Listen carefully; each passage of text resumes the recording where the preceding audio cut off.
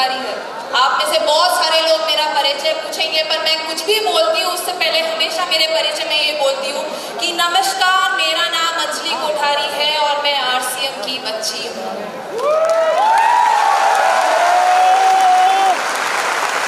RCM 24 साल का है, मैं 25 साल की हूँ। शुरुआत से जब भी मैंने मेरे पापा को काम करते हुए देखा, सिर्फ और सिर्फ आरसीएम करते हुए देखा, मैंने आरसीएम को बढ़ते हुए देखा और मैं आरसीएम के साथ बढ़ी।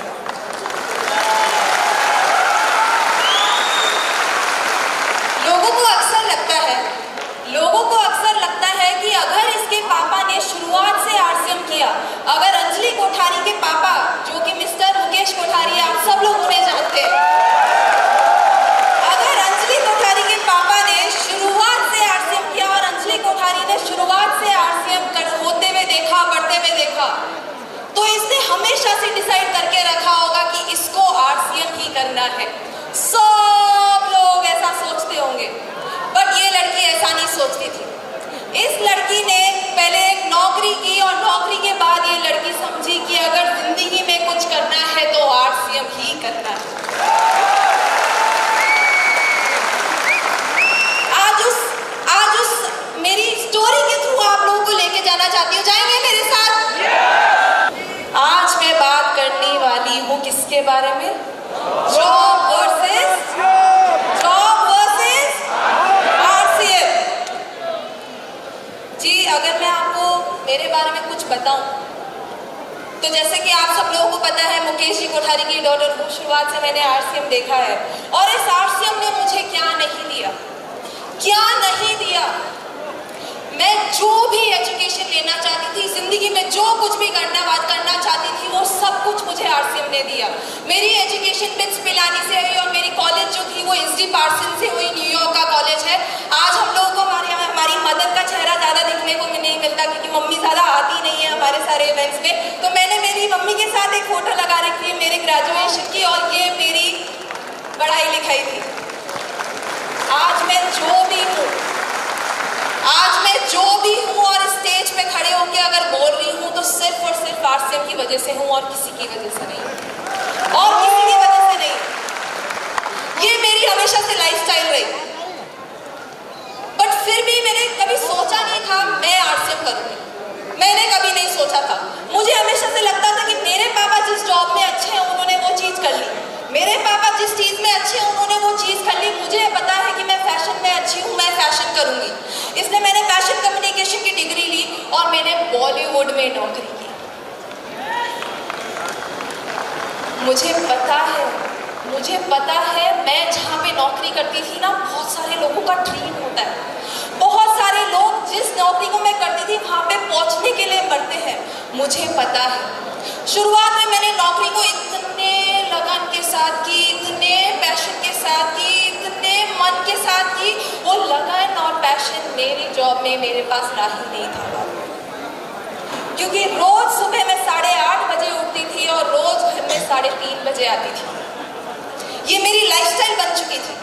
मैं क्यों काम कर रही थी, इसके लिए काम कर रही थी, मुझे समझ में नहीं आता था। मैं तो सिर्फ रोती थी।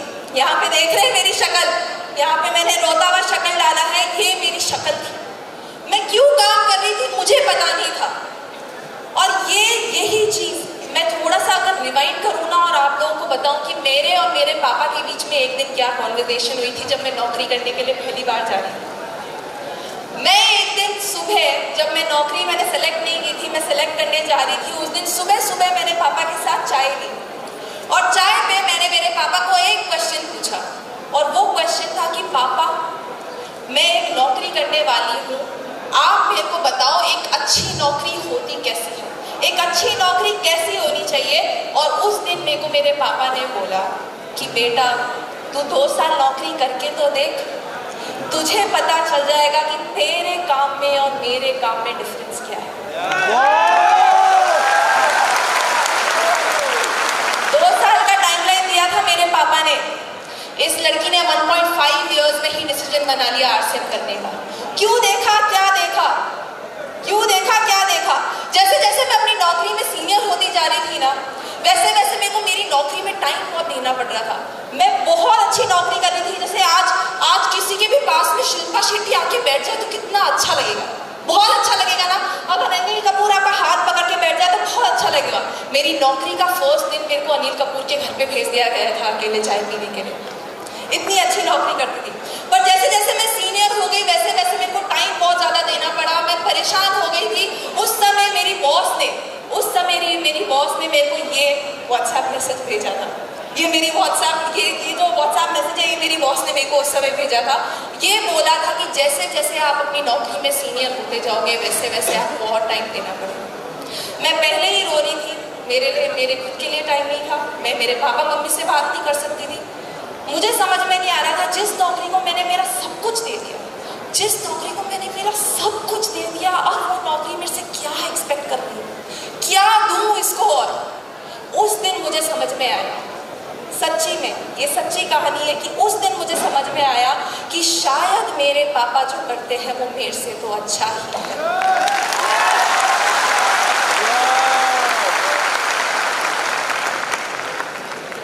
ये थी मेरी स्टोरी।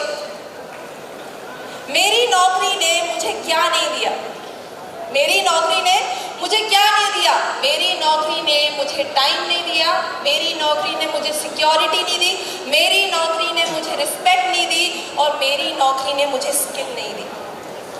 बट मेरे पापा को आरसीएम ने क्या दिया? मेरे पापा को आरसीएम ने दिया टाइम, वो सिक्योरिटी जिसकी मैं भूखी थी। मेरे पापा को वो रिस्पेक्ट दिया आप लोगों ने, आरसीएम ने वो रिस्पेक्ट दी और वो स्किल दी। सब कुछ दिया मेरे पापा को, जो भी मेरे पास नहीं था ना एक नौकरी में। अगर मैं इसके बारे में थोड़ी सी बात करूं तो शायद मैंने टाइम के बारे में आपको समझा ही दिया है कि कैसे मेरी नौकरी में मेरे पास टाइम नहीं था। पर सिक्योरिटी मेरे लिए सबसे बड़ा रीजन था कि क्यों मैंने नौकरी छोड़ी। मेरे को मेरे बॉस क्या हर बात पे एक बार प्रियंका चोपड़ा आई थी। प्रियंका चोपड़ा आप सब लोग जानते हैं? सब लोग जानते हैं? जोश थोड़ा कम हो गया क्या? जय RCM, very good. Priyanka Chopra का नाम आप सब लोग जानते हैं। प्रियंका चोपड़ा एक बार इंडिया आई थी और वो है ना स्टेज पे आके उसको कुछ बोलना था। प्रियंका चोपड़ा बहुत बड़ा इवेंट होने वाला था, तो प्रियंका चोपड़ा के लिए पूरी स्क्रिप्ट बना के दी थी मैंने, और मेरी बॉस ने मेरे को वार्निंग दी थी कि प्रियंका चोपड़ा को साफ साफ बता देना उसको क्या बोलना है। मैंने स्क्रिप्ट दे दी, प्रियंका चोपड़ा ने बोलना चालू किया। जैसे जैसे उसने बोलना चालू किया, बोलते बोलते वो कुछ उसने ऐसा बोल दिया जो उसको नहीं बोलना चाहिए था। उसने बोल दिया, मैंने तो स्क्रिप्ट दी थी, फिर भी उसने बोल दिया। और वहीं पे सबके सामने इतने बड़े ऑडिटोरियम में मेरी बॉस मेरी टर्न करके चिल्लाई और बोली कि कैसी लड़की है, तूने ऐसा कैसा कर दिया, जब मैंने तेरे को वार्निंग दी थी उसके बाद भी तूने ऐसा कैसा कर दिया, मैं तेरे को फायर कर दूंगी। और ये मेरी ही बॉस नहीं है, सब लोगों की बॉस है। सारे बॉस होते ही ऐसे खड़ूस नहीं के, सारे बॉस हर बात में मेरे को फायर करने की बात करती थी। और दूसरी चीज, दूसरी सेंस में अगर सिक्योरिटी बोलूं तो ये मेरा सबसे बड़ा रीजन था, और ये था कि मेरी नौकरी मेरे को फ्यूचरिस्टिक नहीं लगती थी। मेरी नौकरी हमेशा मुझे ऐसा लगता था कि मेरी नौकरी मेरे हाथ से चली जाएगी और मुझे पता भी नहीं चलेगा। और आप सब लोगों के साथ, आप सब लोग जितने भी लोग नौकरी करते हैं ना, आप सब लोगों के साथ ये होने वाला है। आगे आगे देखिए होता है क्या, क्योंकि AI आने वाला है। मेरी नौकरी में मेरे साथ यही होने लगा, इसलिए मुझे पता चल गया कि अगर मेरे को जिंदगी में कुछ करना है तो आरसीएम ही करना है।